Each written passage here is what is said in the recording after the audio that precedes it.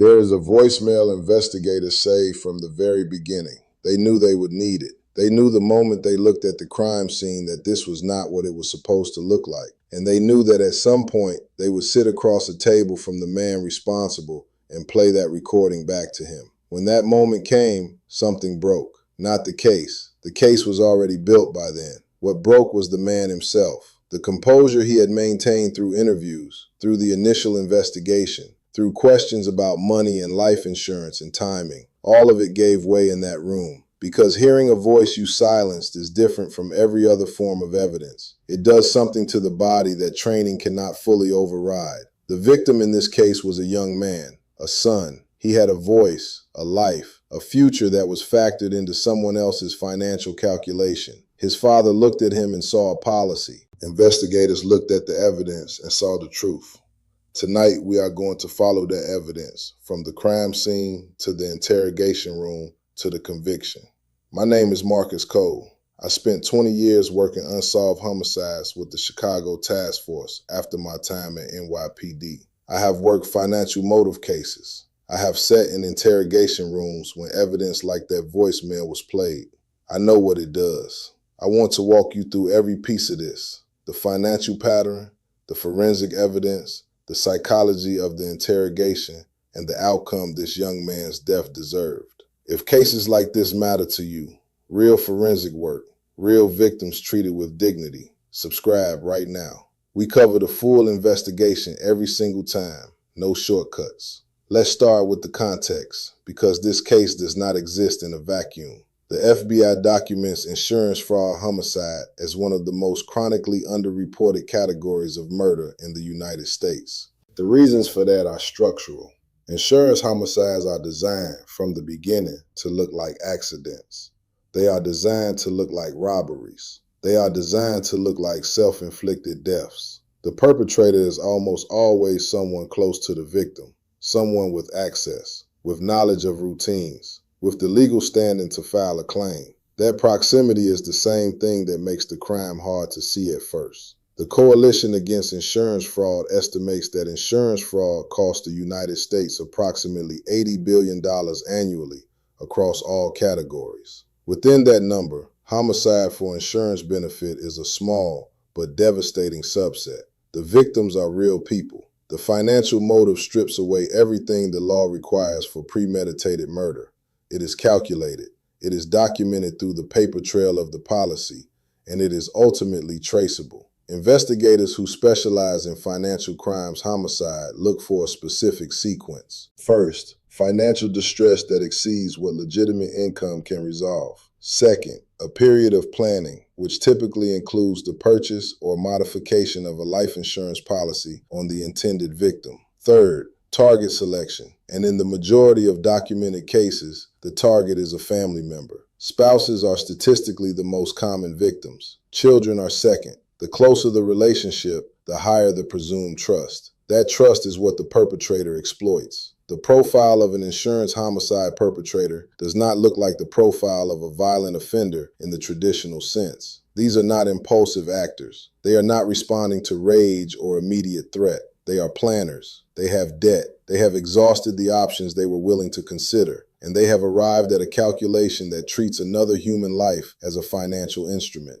Investigators call the period between taking out a policy and committing the murder the planning window. That window is critical. The length of it tells investigators how long the perpetrator was sitting with this decision. The financial records that predate the murder tell them how desperate things had become. And the timing of the policy, how recently it was taken out, whether the benefit amount was recently increased, is one of the first things financial crime investigators look at when a beneficiary files a claim following a suspicious death. In this case, the father was in debt, not incidental debt, the kind of debt that accumulates when income has collapsed and expenses have not followed. Investigators documented the financial pattern during the investigation. They pulled bank records, credit history, loan documentation. The picture that emerged was of a man who had been under serious financial pressure for an extended period. That pressure was the beginning of the motive. The life insurance policy on his son was real and documented.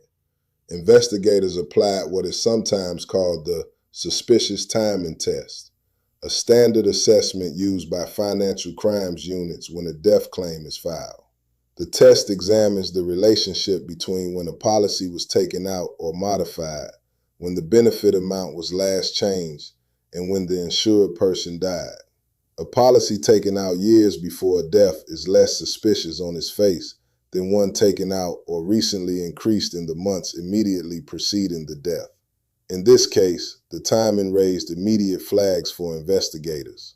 The death was staged. That is the word that applies here, staged, because it was constructed to look like something it was not. The father needed investigators to arrive at the scene and reach a conclusion that fit a narrative he had scripted. What that narrative was, exactly, is part of the documented facts of the case. The physical evidence was supposed to tell a story. The physical evidence told a different story instead. Forensic ballistic analysis is one of the most reliable tools for dismantling a staged scene involving a firearm. Ballistic analysis examines multiple variables simultaneously. Entry angle tells investigators the trajectory of the bullet and, by extension, where the firearm was positioned when it discharged.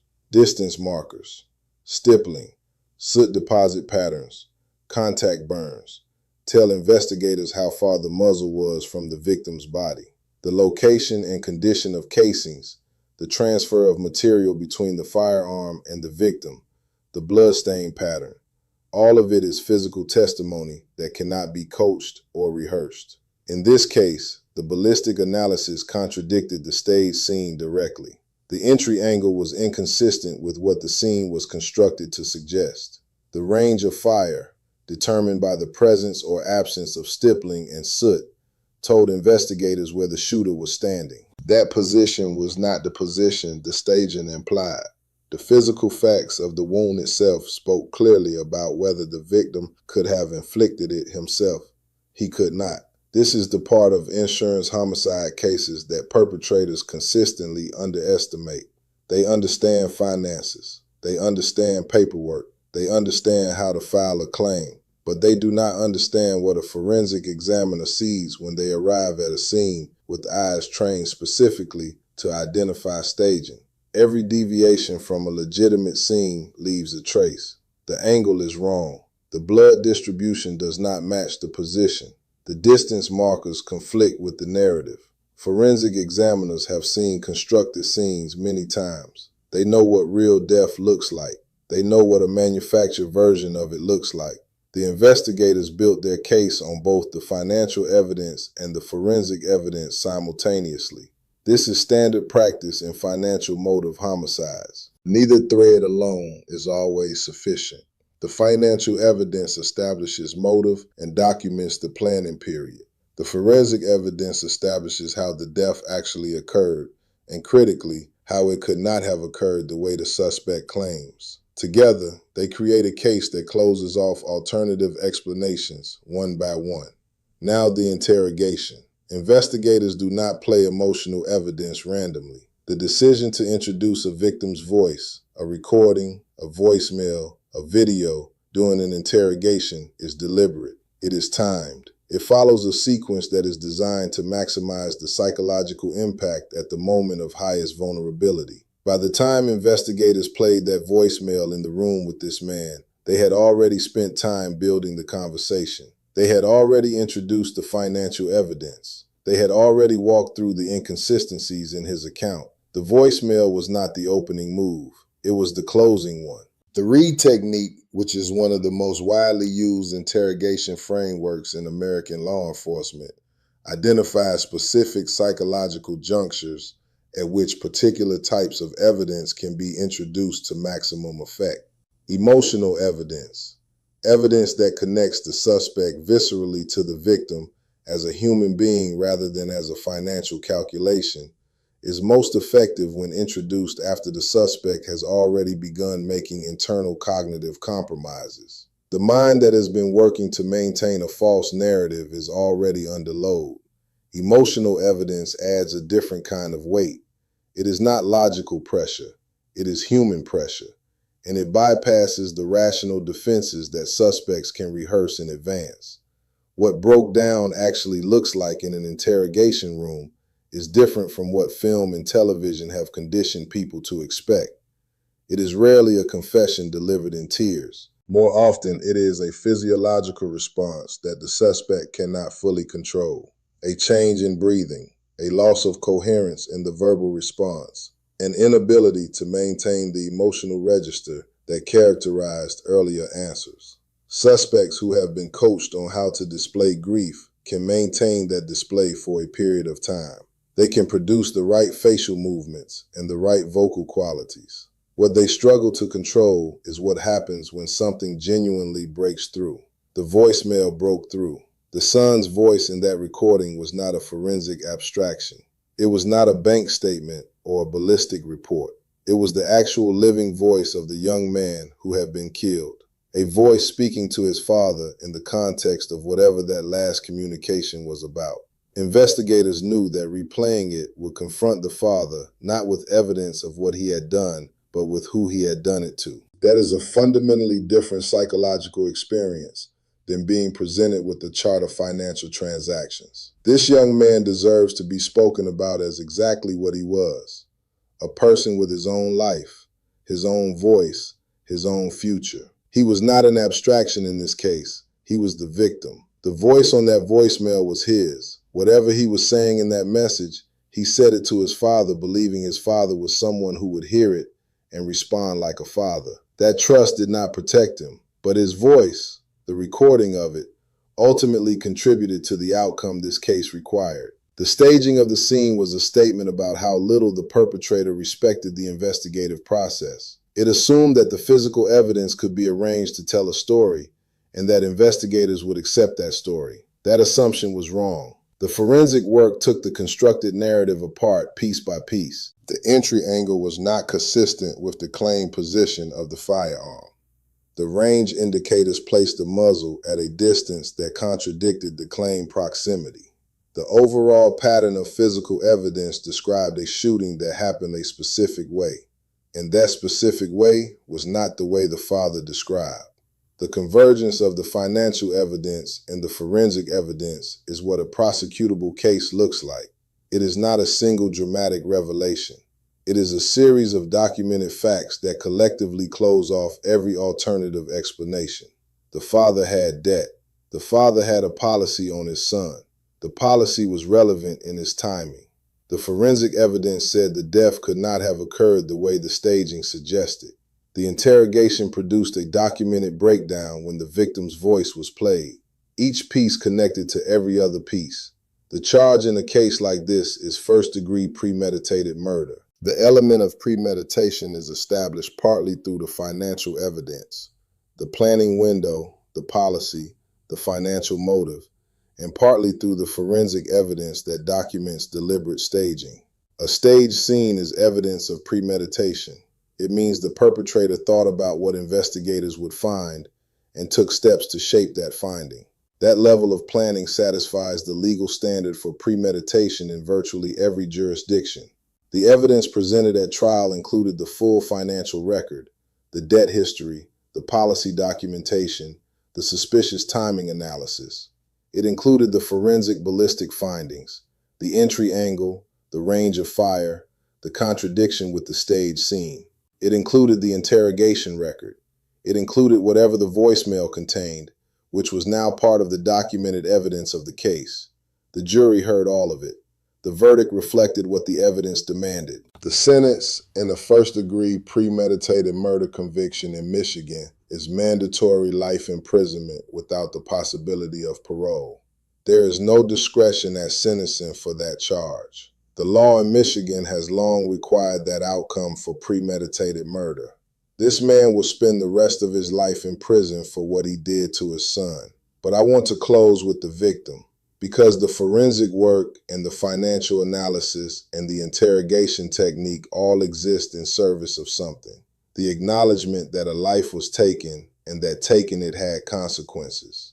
This young man had a voice. That voice is on a recording that investigators preserved as evidence. It was played in a room designed to extract the truth. And whatever he said in that voicemail, whatever the last communication between a son and his father contained, It did something that all the paper evidence in the world could not do alone. It made the person responsible confront what he had actually destroyed. That is what forensic justice looks like at its most human. It is not just ballistic analysis and bank records. It is the deliberate, documented use of a victim's actual presence, his voice, his words, his humanity, to collapse the constructed distance between a perpetrator and what they did. There is something specific about the Detroit context in this case that matters. Financial pressure in a major American city like Detroit, a city that went through decades of economic collapse, industry departure, and shrinking opportunity, does not excuse anything. It never excuses taking a life, but it documents the environment in which this kind of desperation develops. Investigators working financial crimes, homicides, and economically stressed urban areas see the same pattern repeatedly. Debt accumulates over years. Legitimate solutions disappear. The person who has been quietly drowning begins to look for a way out. And sometimes that calculation lands on someone they are supposed to love. That is not a defense. It is a documented pattern. Understanding it does not mean accepting it. It means recognizing what the evidence reveals about how these crimes develop over time. The planning period in insurance homicide cases can span months or years. The decision is not made in a moment of rage. It is made in a series of smaller decisions. Taking out the policy, maintaining it, identifying the moment, choosing the staging. Each step is deliberate.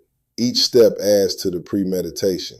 Insurance companies have entire units dedicated to detecting exactly these patterns. Special Investigative Units, SIUs, are the teams within major insurers that review suspicious claims before they are paid. They work closely with law enforcement. When a claim is flagged, the financial investigation begins immediately. Bank records are requested. The deceased's financial relationship with the claimant is examined. The timing of the policy is reviewed. Any previous claims by the same beneficiary are pulled. The SIU process is what creates the paper trail that investigators then use to build their case in parallel with the forensic investigation. In this case, the claim was flagged. The SIU review and the law enforcement investigation ran together. The financial picture they developed was the same picture. A man with serious debt, a policy on his son taken out within a window that investigators found suspicious, and a death that the forensic evidence said did not happen the way the scene was arranged to suggest. Those two tracks, financial and forensic, met at the same conclusion. The staging of the scene also reveals something about what the father believed law enforcement would do. He staged a scene that was supposed to pass a basic inspection. He did not account for the depth of forensic analysis that investigators bring to a suspicious death. He did not account for ballistic trajectory analysis, or for what stippling patterns reveal about distance, or for the way blood stain distribution speaks to body position at the moment of impact. He built a scene for a surface reading. Forensic investigators do not do surface readings. This is why training in forensic investigation matters so profoundly. The difference between accepting a staged scene and seeing through it is not luck. It is methodology. It is pattern recognition developed through years of examining both genuine death scenes and constructed ones. The examiners in this case had that training. They walked into that scene already asking the questions that the staging was designed to prevent them from asking, and the evidence answered those questions clearly. There is also the matter of the son's awareness, or lack of it. Victims in insurance homicide cases almost never know what is coming. That is part of the horror of it. The trust relationship that the perpetrator is exploiting is real. The victim is not suspicious. The victim is not guarded.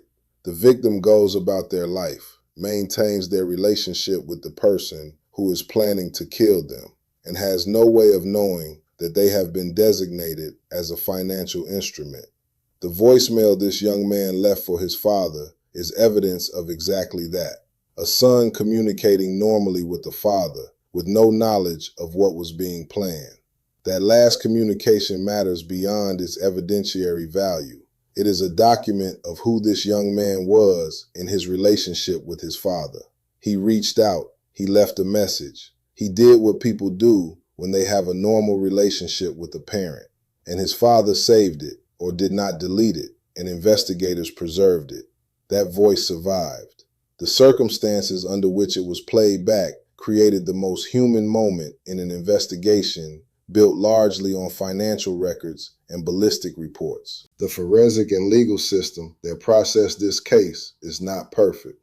No system is, but it functioned the way it is supposed to function. The physical evidence was examined rigorously. The financial evidence was traced completely. The interrogation was conducted using documented technique. The case was charged appropriately. The evidence was presented to a jury. The verdict followed from the evidence. The sentence followed from the verdict. That sequence, imperfect and human as it is what justice looks like in a real case, as opposed to an abstracted version of one.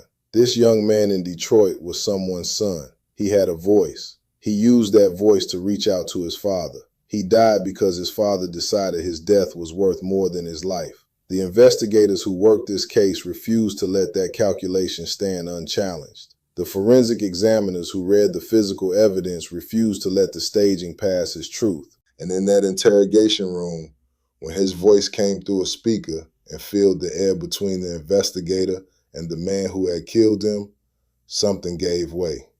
Not out of nowhere, out of the accumulated pressure of evidence that would not bend to a false narrative.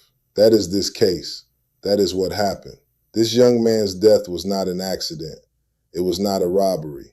It was not self-inflicted. It was a calculated act by someone who should have protected him. The investigators who worked this case, the forensic examiners who read the physical evidence, the prosecutors who assembled the full picture, they gave this victim what he deserved. Not life, that could not be given back, but truth and the accounting that comes with it. If you stay with this channel, that is what we do every time. Real cases, real forensic work, real victims treated with the dignity they deserve. Subscribe if you are not already here. Share this with someone who understands why this kind of work matters. I am Marcus Cole. I will see you in the next case.